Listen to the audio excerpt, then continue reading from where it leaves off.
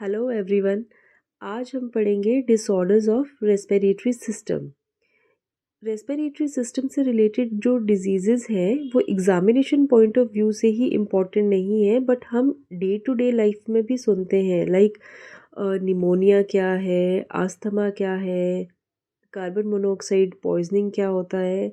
सो इस वीडियो का इम्पोर्टेंस जो है अपनी नॉलेज के लिए भी है कि हमें पता चले कि हाँ, कॉमन डिजीज़ेस क्या होती हैं और क्या कैसे कॉज करती हैं और क्या उनका ट्रीटमेंट है। सो ये वीडियो काफ़ी इंटरेस्टिंग होने वाली है। तो चलिए स्टार्ट करते हैं फर्स्ट डिजीज़ से, दैट इज़ अस्थमा। इसमें डिसऑर्डर में क्या होता है, अस्थमा में हम काफ़ी बार सुनते हैं कि this person has asthmatic problem या अस्थमा है। क्या होता है अस्थमा में? अब जो अफेक्टेड एरिया है अस्थमा में, that is upper respiratory tract. इन चीज़ों को बेटा ध्यान से पढ़ना। नेक्स्ट जो डिजीज़ेस कुछ आएंगी वो लोअर रेस्पिरेटरी ट्रैक को भी अफेक्ट करती होंगी। तो अस्थमा में फर्स्ट इम्पॉर्टेंट पॉइंट इज़ कि it affect upper respiratory track. ये हमारा ब्रोंकाई ब्रोंक्यूल्स तक अफेक्ट करेगा। इसमें ब्रोंकाई और ब्रोंक्यूल्स जो है ना, वो स्वेलिंग आ जाती है एयरवेज में। नॉर्मल जो थिकनेस होती है, नॉर्मल जो ल्यूमन है, वो काफ़ी ज़्यादा होगा इन एयरवेज का। बट अस्थमेटिक पेशेंट में आप ल्यूमन देखोगे तो बहुत ज़्यादा नैरो हो जाएगा। ठीक है, आप ये पिक्चर में क्लियरली देख सकते हो नॉर्मल और अस्थमेटिक पेशेंट के एयरवेज में डिफरेंस। ठीक है, ये क्यों होता है, क्या रीज़न है? एक्चुअली कई बार क्या होता है कि कुछ लोग हाइपर सेंसिटिव होते हैं कुछ एलर्जेंस के लिए। अब एलर्जन क्या होता है बेटा? एलर्जन की एक वाइड वैरायटी है। एलर्जन कुछ भी हो सकता है। Allergen may be a pollen grain, allergen may be a flower fragrance और परफ्यूम ऑल्सो, कुछ भी हो सकता है। कुछ लोगों को पोलन ग्रेन से सुनते हैं हम कि एलर्जी है, कईयों को यहाँ तक कि रोज़ की फ्रेग्रेंस से भी एलर्जी होती है। ठीक है, सो वो एक तरह की हाइपर सेंसिटिविटी है कि हमारा इम्यून सिस्टम हाइपर सेंसिटिव हो जाएगा उस एलर्जन के लिए। और जब भी वो हमारे ब्लड में जाएगा एलर्जन, या कोई भी चीज़ एलर्जन, मैंने बताया ना कि कुछ भी हो सकता है, तो जैसे ही वो ब्लड में जाएगा, ब्लड में क्या होते हैं, बेसोफिल्स जो फॉर्म करते हैं मास्ट सेल्स। मास्ट सेल्स से जब वो एलर्जन इंटरैक्ट करेगा तो मास्ट सेल रिलीज करते हैं हिस्टामिन। ठीक है ना? और हिस्टामिन, देखना आप कहीं भी अगर आपको मच्छर ने काट लिया या कोई भी एलर्जी होती है ना, वो एरिया क्या होता है, रेड हो जाता है और हल्का सा स्वेलअप हो जाता है। आपने ये नॉर्मली देखा होगा। So that is due to histamine. Histamine क्या करती है बेटा? वो वैसो डायलेशन कर देती है ब्लड वेसल्स की। ठीक है ना? वैसो डायलेशन मीन्स इंक्रीज कर देंगी ब्लड वेसल के डायमीटर को, सो दैट कि उस एरिया को ब्लड फ्लो इंक्रीज हो सके। ब्लड फ्लो इंक्रीज होगा तभी तो ब्लड में बाकी भी जो अपनी आर्मी है वो आएगी ना, न्यूट्रोफिल्स आएंगे, मास्ट सेल्स आएंगे, वो उनको कहेंगे कि जल्दी आओ, यहाँ पे कुछ फॉरेन पार्टिकल है और हमें इसे रिमूव करना है। सो हिस्टामिन क्या करते हैं? Vasodilation and bronchoconstriction. Bronchioles को वो कंस्ट्रिक्ट कर देंगे कि और भी कोई फालतू चीज़ अंदर ना आए, और वेसोडाइलेशन को बढ़ा देंगे।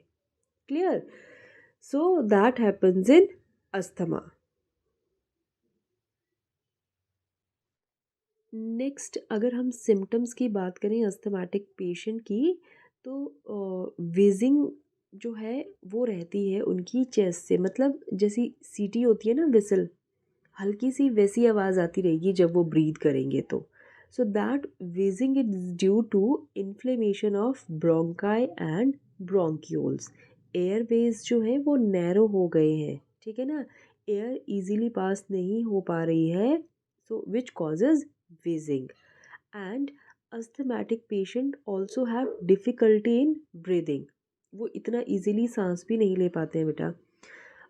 और उनको क्या है ना कि जैसे नॉर्मली वो बोल रहे हैं तो उनको बोलते बोलते ही खांसी आ जाएगी। इवन स्पीच भी उनका जो है क्लियर नहीं होता अगर उनको हैवी इन्फेक्शन है तो, ठीक है ना, कफिंग रहेगा, right. So that is all about asthma. Now next disorder of respiratory system, next disease is एम्फिज्मा.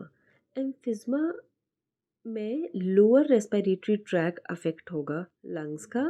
और जबकि इससे पहले हमने अस्थमा पढ़ा, अस्थमा में हमने देखा कि it affect upper respiratory track. Now here in एम्फिज्मा lower respiratory tract will be affected. Lower respiratory tract में क्या आएगा?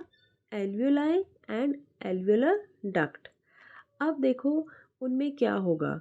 जो लोग बहुत ज़्यादा सिगरेट स्मोकिंग करते हैं या धुएं में रहते हैं, उनमें क्या होता है बेटा कि जो एल्वियोलाई है ना, उनकी वॉल्स डैमेज हो जाती हैं, ठीक है. एल्वियोलाई क्या है? Balloon like structure present in the lungs which help in gaseous exchange. But जो स्मोकिंग बहुत ज़्यादा करते हैं उनकी एल्वियोलाई की वॉल ही डैमेज हो जाएगी. अब अगर एल्वियोलाई की वॉल डैमेज होगी तो एक्सचेंज ऑफ गैसेस नहीं हो पाएगा, क्योंकि हमने प्रीवियस लेक्चर्स में देखा कि रेस्पिरेटरी मेम्ब्रेन के थ्रू ही गैशियस एक्सचेंज होता है. अब अगर रेस्पिरेटरी मेम्ब्रेन ही डैमेज हो जाएगी, सरफेस एल्वियोलाई का डैमेज हो जाएगा, तो गैशियस एक्सचेंज नहीं हो पाएगा एंड अगेन पेशेंट को जो है ब्रीदिंग इश्यूज आएंगे. वो प्रॉपरली ब्रीद नहीं कर पाएगा, सांस नहीं ले पाएगा. सो दैट इज इन एम्फिज्मा. ये डिफरेंस याद रखना कि अस्थमा में अपर रेस्पिरेटरी ट्रैक अफेक्टेड था और यहाँ पे लोअर रेस्पिरेटरी ट्रैक अफेक्टेड है. Clear? Next is the occupational respiratory disorders. These are the infections which develop due to repeated exposure to toxins in workplace. Main कि जो पर्सन का जो वर्क प्लेस है, अगर वहाँ पे उसका रिपीटेड एक्सपोजर हो रहा है टॉक्सिन्स के लिए, तो धीरे धीरे क्या होगा कि वो उसके रेस्पिरेटरी ट्रैक को, रेस्पिरेटरी सिस्टम को भी इन्फेक्ट करना शुरू कर देगा. ये ज़्यादातर लोगों में मिलता है बेटा देखने को, जैसे जो लोग कोल माइंस में काम करते हैं या कहीं कंस्ट्रक्शन साइट पे काम करते हैं, ठीक है, किसी इंडस्ट्रीज़ में काम करते हैं जहाँ पे हार्मफुल गैसेस या मेटल किसी भी तरह की निकल रही है, ठीक है ना. तो common disease are black lung disease, जो किसकी वजह से हो जाती है? Continuous exposure to the coal fumes, ठीक है. सिलिकोसिस किसके एक्सपोजर की वजह से होगी? सिलिका. एक और कॉमन डिजीज़ आती है एस्पेटोसिस. एस्पेटोस पार्टिकल्स को इनहेल या कॉन्टीन्यूसली एक्सपोजर की वजह से जो है दैट लीड्स टू एस्पेटोसिस. और एस्पेटोसिस में क्या होता है कि फाइबर रिलीज़ होते हैं, फाइबर कटिंग के टाइम पे ये एस्पेटोस रिलीज़ होता है. Mostly seen in the people which are working in construction trades. Although अब इसका यूज़ काफ़ी कम कर दिया गया है, बट 90s तक ये काफ़ी ज़्यादा यूज़ होता था. द रीज़न इज़ बिकॉज इसके जो फाइबर्स होते हैं they are resistant to heat, fire and chemicals and they do not conduct electricity. इसीलिए जो हाउस की जो शीट्स आती हैं फाइबर्स की या जो टाइल्स हैं उसमें भी ये यूज़ होता था. Next is the pneumonia. Pneumonia is again related to lung alveoli. ये फिर से एल्वियोलाई की डिजीज़ है, बट इसको एम्फिज्मा से कंफ्यूज नहीं करना है. वो भी लंग एल्वियोलाई की डिजीज़ थी, बट वहाँ पे क्या था कि जो एल्वियोलाई की वॉल्स हैं वो डैमेज हो रही थी ड्यू टू सिगरेट स्मोकिंग. और यहाँ पे there is accumulation of mucus और fluid in the lung alveoli. Normally हम सुनते हैं कि लंग्स में पानी भर गया, कहते हैं ना निमोनिया में, तो दैट पानी भरना is accumulation of mucus and fluid in lung alveoli, ठीक है. जो सिम्टम्स हैं वो सेम रहेंगे, ब्रीदिंग इशू आएगा और क्या होगा, अगेन गैशियस एक्सचेंज के लिए प्रॉब्लम हो जाएगी. गैशियस एक्सचेंज प्रॉपरली नहीं हो पाएगा बिकॉज रेस्पिरेटरी सरफेस जो है that is filled with fluid. Next अगर हम कॉजेटिव एजेंट की बात करें तो pneumonia may be caused by viruses, fungus और प्रोटोजोन, बट हम मोस्ट कॉमन कॉज पढ़ते हैं बैक्टीरिया, जिसमें कि कॉमनली स्ट्रेप्टोकोकस निमोनिया और हीमोफिलस इन्फ्लुएंजा जो है that cause the pneumonia. Right. Next is carbon monoxide poisoning. पहले सवाल आता है कि ये कार्बन मोनोऑक्साइड बनती कैसे है। ठीक है, तो ध्यान से सुनना बेटा। जो भी हम जलाते हैं, चाहे वो पेपर है, चाहे लकड़ी है, चाहे कोल है, उसको जलाने से क्या रिलीज़ होती है? Carbon dioxide. ठीक है, पर कार्बन डाइऑक्साइड कब रिलीज़ होती है? जब हम उसको ऑक्सीजन की प्रेजेंस में जलाते हैं। ठीक है, वेंटिलेशन प्रॉपर है, कुछ भी आपने जला रखा है तो उससे CO2 अपनी रिलीज़ हो रही है। बट अगर कोई भी बर्निंग का process in absence of oxygen होता है, तब आपकी कार्बन मोनोऑक्साइड बनती है।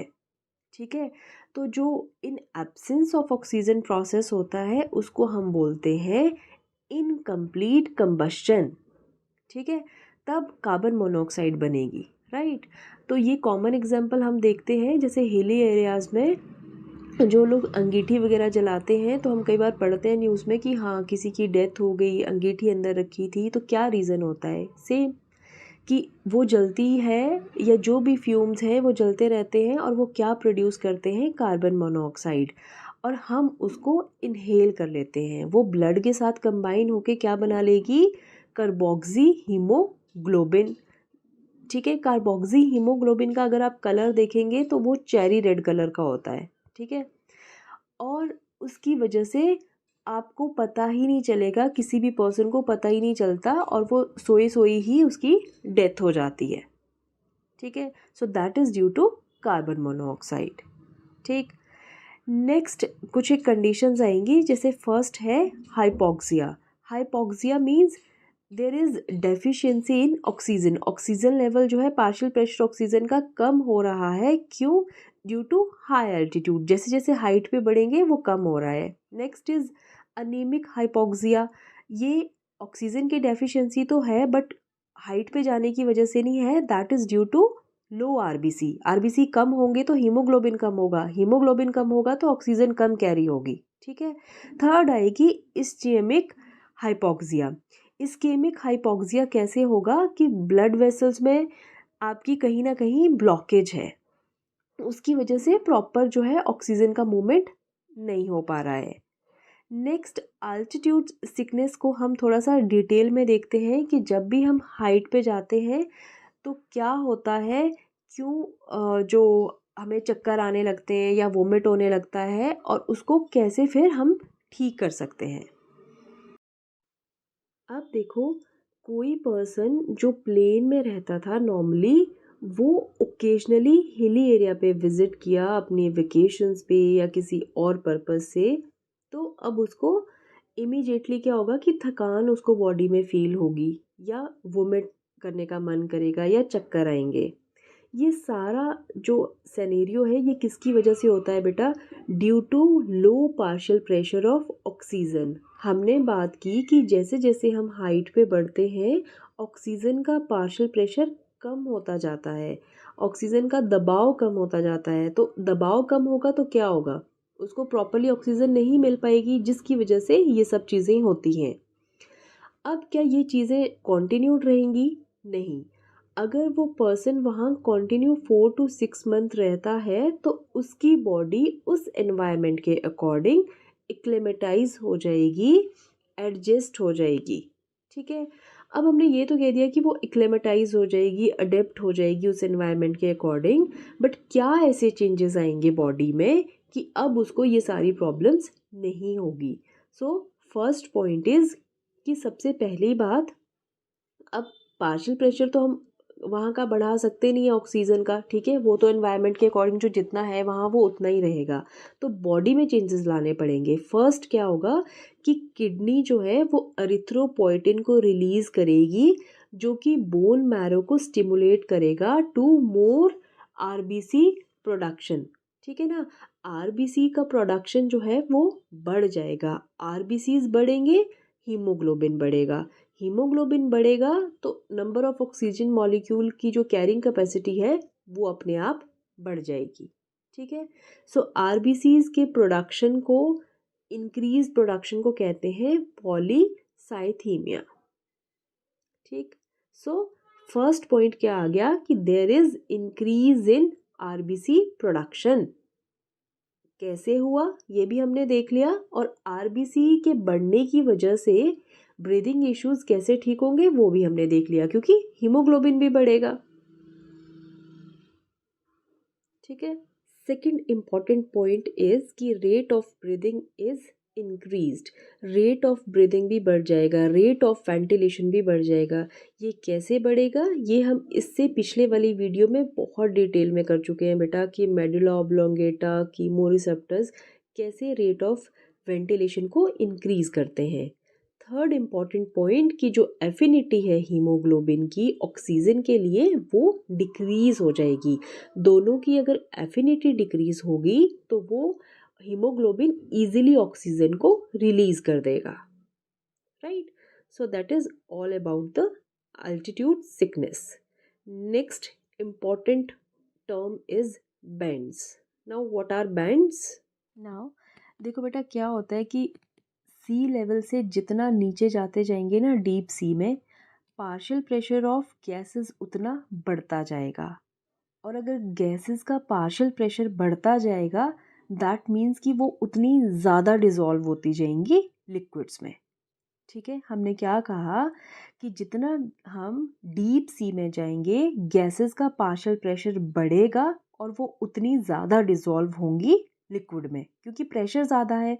ठीक है, जो स्कूबा डाइवर्स डीप सी में जाते हैं, जब वो डीप सी में जाएंगे तो नाइट्रोजन उनकी बॉडी में एंटर कर जाती है, क्योंकि पार्शियल प्रेशर नाइट्रोजन का भी ज़्यादा है, किसी भी गैस की हम बात कर रहे हैं, और नाइट्रोजन की क्या है कंसंट्रेशन भी बहुत ज़्यादा होती है। ठीक है ना, तो वो बॉडी के अंदर चली जाएगी।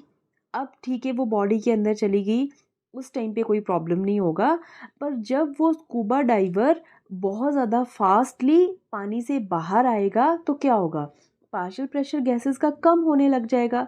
ज़्यादा कहाँ था, डीप सी पे, पर अब वो बाहर आने लग गया तो पार्शियल प्रेशर क्या लग गया होने, डिक्रीज।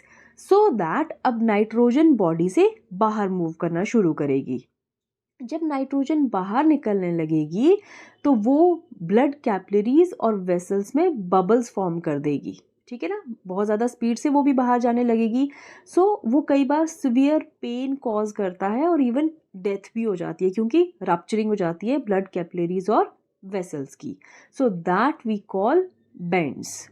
ठीक है ना, इसका सॉल्यूशन क्या है कि जो डाइवर्स होते हैं उनका जो एसेंट ऑफ कमिंग आउट है, जो एसेंट है उनका ऊपर आने का, वो स्लो होना चाहिए। ठीक है ना, बहुत फास्टली जो है उनको वापस नहीं आना है।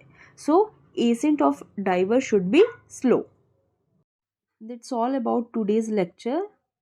Now this is the PYQ from the previous lecture. Match करना था कॉलम 1 को कॉलम B से। फर्स्ट देखते हैं न्यूमोटेक्टिक सेंटर।